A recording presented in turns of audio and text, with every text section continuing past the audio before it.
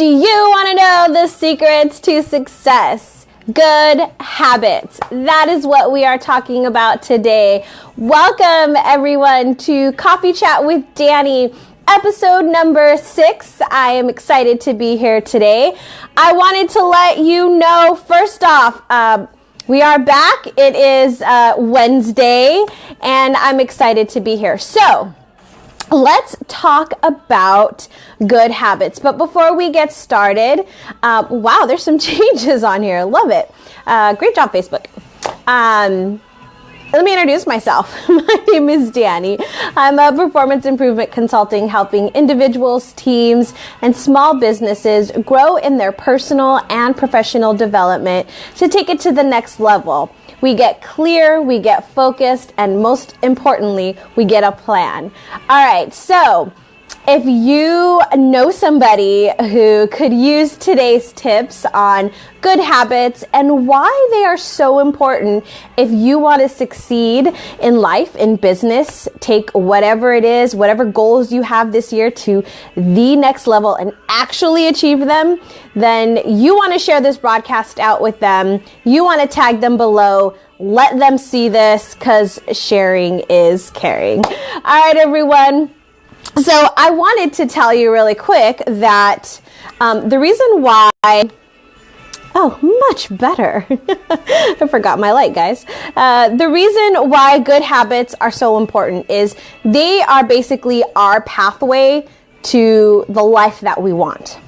You see, if you look at people who are successful in life, in business, those people all have great habits. If any of you follow Gary Vee, if EO on Fire, if any of you guys know of them, they all have really great habits.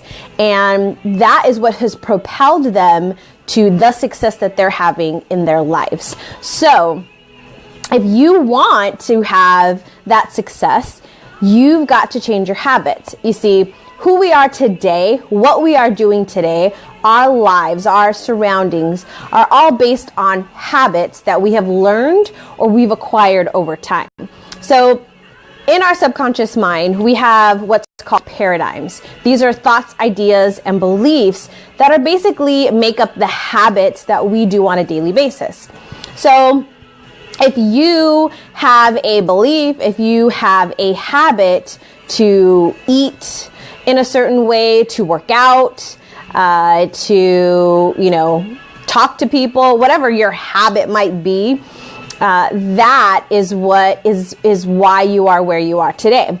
So I want to give you a quick example on something that I changed, a habit that I've had for years. So growing up in my household, KTLA News, for those of you that live in the LA area, it's a pretty well-known morning show. It's been on for, 30 years probably, or pretty close to it. And so I watched it probably from the beginning when it first started. Every morning when I'd wake up, the TV would be on, KTLA would be playing, and I'd be watching Sam Rubin give his entertainment report.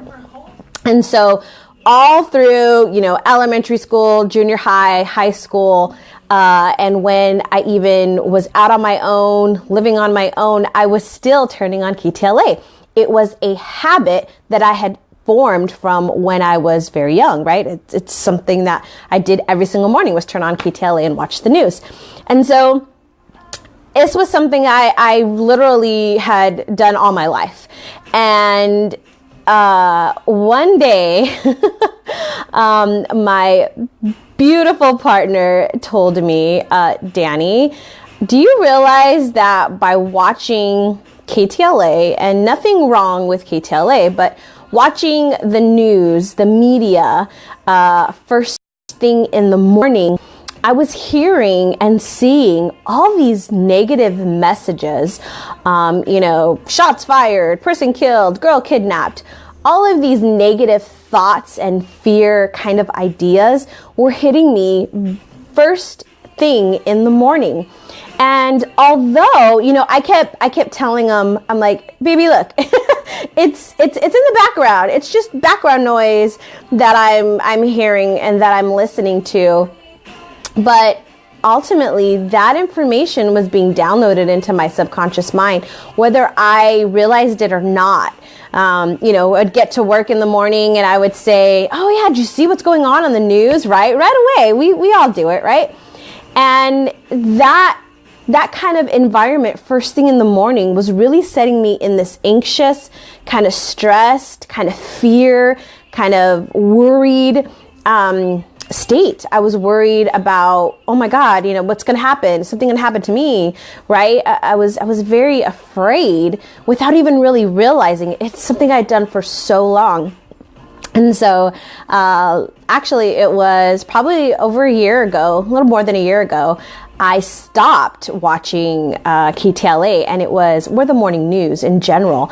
And it was really hard at first, right? Because I was so used to it that I kept wanting to go turn it on. And I was like, no, I can't do it, right? Well, what I realized was, first off, I became more productive in the morning. I wasn't, sitting there watching the news, focused on the news. I was able, because when I'm not sitting there looking at the news, what am I going to do? I got to do something, right? And so I found other activities to do in the morning. And I was actually setting my day up to be a little bit more productive than I had before. The other thing was, because I wasn't having that noise or that talk first thing in the morning, I wasn't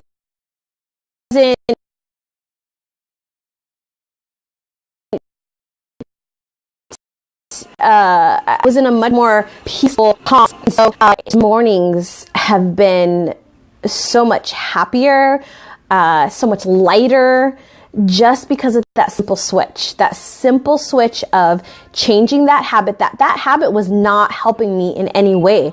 All it was doing was causing me a lot of fear and anxiety and stress.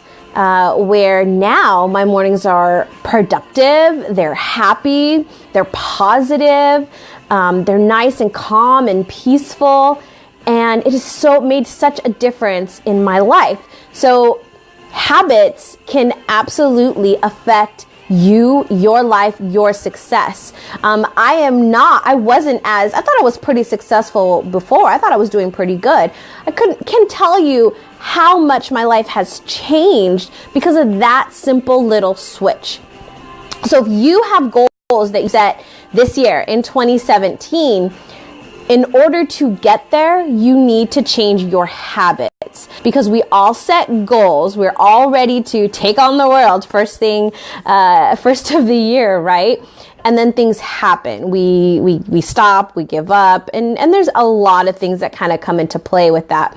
But let me give you another example. So let's say my goal is to become a New York best-selling author. Okay, let's just say that's my goal. I'm not an author. I've never done that. And how would I go about doing that? Well, first off, I would have to change my habits, right?